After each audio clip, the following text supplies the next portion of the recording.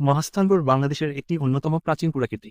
প্রসিদ্ধ এই নগরী ইতিহাসে পুণ্ড্রবর্ধন বা পুণ্ড্রনগর নামেও পরিচিত ছিল। এক সময় মহাস্থানগড় বাংলার রাজধানী ছিল।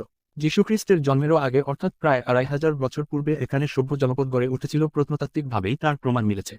২০১৬ সালে এটিকে সার্কের সাংস্কৃতিক রাজধানী হিসেবে ঘোষণা করা হয়। প্রাচীর বেষ্টিত এই নগরীর ভেতর রয়েছে বিভিন্ন আমলের প্রত্নতাত্ত্বিক নিদর্শন। কয়েক শতাব্দীর পর্যন্ত এ স্থান মৌর্য, গুপ্ত, পাল, সেন শাসকবর্গের প্রাদেশিক রাজধানী ও পরবর্তীকালে হিন্দু সামন্ত রাজাদের রাজধানী ছিল। তৃতীয় খ্রিস্টপূর্বাব্দ থেকে পঞ্চদশ খ্রিস্টাব্দ পর্যন্ত অসংখ্য হিন্দু রাজা ও অন্যান্য ধর্মের রাজারা রাজত্ব করেন। মহাস্থানগড়ের অবস্থান বগুড়া জেলার শিবগঞ্জ উপজেলায়। বগুড়া শহর থেকে প্রায় ১৩ কিলোমিটার উত্তরে করতোয়া নদীর পশ্চিম তীরে গেলে এই শহরের ধ্বংসাবশেষ দেখা যায়। বিখ্যাত চীনা পরিব্রাজক হিউয়েন সাং ৬৩৯ থেকে ৬৪৫ খ্রিস্টাব্দের মধ্যবর্তী সময়ে পুণ্ড্রনগরে এসেছিলেন। ভ্রমণের ধারাবিবরণীতে তিনি তখনকার প্রকৃতি ও জীবনযাত্রার উল্লেখ করে বর্ণনা দেন। বৌদ্ধ শিক্ষার জন্য প্রসিদ্ধ হওয়ায় চীন ও তিব্বত থেকে ভিক্ষুরা তখন মহাস্থানগড়ে আসতেন লেখাপড়া করতে। এরপর তারা বেরিয়ে পড়তেন দক্ষিণ ও পূর্ব এশিয়ার বিভিন্ন দেশে। সেখানে গিয়ে তারা বৌদ্ধ ধর্মের শিক্ষার বিস্তার ঘটাতেন। সেন বংশের শেষ রাজা লক্ষণ সেন যখন গড়ের রাজা ছিলেন তখন এই গড় অরক্ষিত ছিল। নল ছিলেন মহাস্থানের রাজা, যার বিরোধ লেগে থাকত তার ভাই নীলের সাথে। এ সময় ভারতের দাক্ষিণাত্যের শ্রীক্ষেত্র নামক স্থান থেকে এক অভিশপ্ত ব্রাহ্মণ এখানে আসেন। তিনি রাজা পরশুরাম। এই রাজা পরশুরাম রাম নামেও পরিচিত ছিলেন। ইসলাম ধর্ম প্রতিষ্ঠা করতে আসেন ফকিরবেশী দরবেশ হজরত শাহ সুলতান মাহমুদ বলকি রহমাতুল্লাহি আলাহি এবং তার শিষ্য। মহাস্থানগড়ের ধ্বংসাবশেষ চিহ্নিত ও উদ্ঘাটন করার ক্ষেত্রে একাধিক ব্যক্তির অবদান রয়েছে। ১৮০৮ খ্রিস্টাব্দে ফ্রান্সিস বুকানন হ্যামিল্টন প্রথম মহাস্থানগড়ের অবস্থান চিহ্নিত করেন। ১৮৭৯ খ্রিস্টাব্দে ব্রিটিশ প্রত্নতত্ত্ববিদ আলেকজান্ডার কানিংহাম প্রথম এই প্রাচীন ঐতিহাসিক নগরীকে পুণ্ড্রবর্ধনের রাজধানীরূপে চিহ্নিত করেন।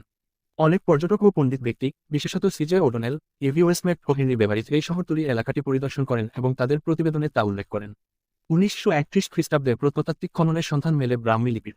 সেই লিপিতে পুণ্ড্রনগরের প্রাদেশিক শাসক সম্রাট অশোক দুর্ভিক্ষপীড়িত মানুষকে রাজভাণ্ডার থেকে খাদ্যশস্য ও অর্থ সহায়তা প্রদানের নির্দেশ দেন। এসব তথ্য উপাত্ত থেকে প্রসিদ্ধ এই নগরীর প্রাচীনতমের প্রমাণ মেলে। এখানে তীরের ফলাও পাওয়া যায়। বর্তমানে দুর্গের ভিতরে কয়েকটি জীবী ও নির্মাণ নিদর্শন দেখতে পাওয়া যায়। এগুলোর মধ্যে জিয়ৎকুণ্ড, একটি কূপ যাতে জীবন প্রদানের শক্তি আছে বলে বিশ্বাস করা হয়, মাকালির ধাপ, মাকালির পবিত্র স্থান, পরশুরামের বাসগৃহ, রাজা পরশুরামের প্রাসাদ, বৈরাগীর ভিটা, সন্ন্যাসিনীদের আখড়া, খোদার পাথর ভিটা, ঈশ্বরকে অর্পিত প্রস্তরখণ্ড, মুনির খুন, একটি কেল্লা প্রভৃতি উল্লেখযোগ্য। বিভিন্ন স্থানে কয়েকটি প্রবেশদ্বার রয়েছে, যেমন কাটাদুয়ার, উত্তরে দোরাব শাহ তোরণ, পূর্বে মুড়ির ফটক, দক্ষিণের তাম্র দরজা, পশ্চিমে উত্তর পূর্ব কোণে কয়েকটি ধাপ পরে সংযুক্ত রয়েছে, যা জাহাজঘাটা পর্যন্ত গেছে।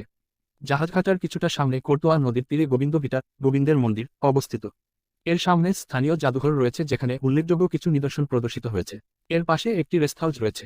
দুর্গ কাঠামো ছাড়াও সেখানে প্রায় শখানেক ডিবি ৯ কিলোমিটার ব্যাসার্ধের বিস্তীর্ণ এলাকা জুড়ে ছড়িয়ে আছে। খননকৃত ডিবি। গোবিন্দ ভিটা দুর্গের উত্তর পূর্ব কোণে অবস্থিত একটি মন্দির। খুলনার ধাপ, একটি মন্দির। মঙ্গলকোট মহাস্থানগড় জাদুঘর থেকে ১.৬ কিলোমিটার দক্ষিণ বা দক্ষিণ পশ্চিমে অবস্থিত একটি মন্দির। দাইবাড়ি ধাপ, খুলনার ধাপ থেকে ১ কিলোমিটার দক্ষিণের একটি মন্দির। তোতারাম পণ্ডিতের ধাপ, দুর্গের ৪ কিলোমিটার উত্তর পশ্চিমে অবস্থিত একটি আশ্রম। পতির ধাপ, ভাসুবিহার, তোতারাম পণ্ডিতের ধাপ হতে ১ কিলোমিটার উত্তর পশ্চিমে অবস্থিত একগুচ্ছ আশ্রম। বকুলমেধ, লক্ষিন্দরের বাসরঘর, দুর্গের ৩ কিলোমিটার দক্ষিণের একটি মন্দির। স্কন্দের ধাপ, বকুলমেধের ২ কিলোমিটার দক্ষিণ পূর্বে একটি মন্দির। বৈরাগীর ভিটা, ১৯২৮ থেকে ২৯ সালে খনন করা বৈরাগীর ভিটায় দুটি মন্দিরের ধ্বংসাবশেষ পাওয়া যায়। গুটিকা বা পুঁতি, পোড়ামাটির গোলক ও চাকতি, তামা ও লোহার দ্রব্য এবং সাপ দিয়ে নকশা করা পাথরসহ বিপুল সংখ্যক প্রত্নসম্পদ।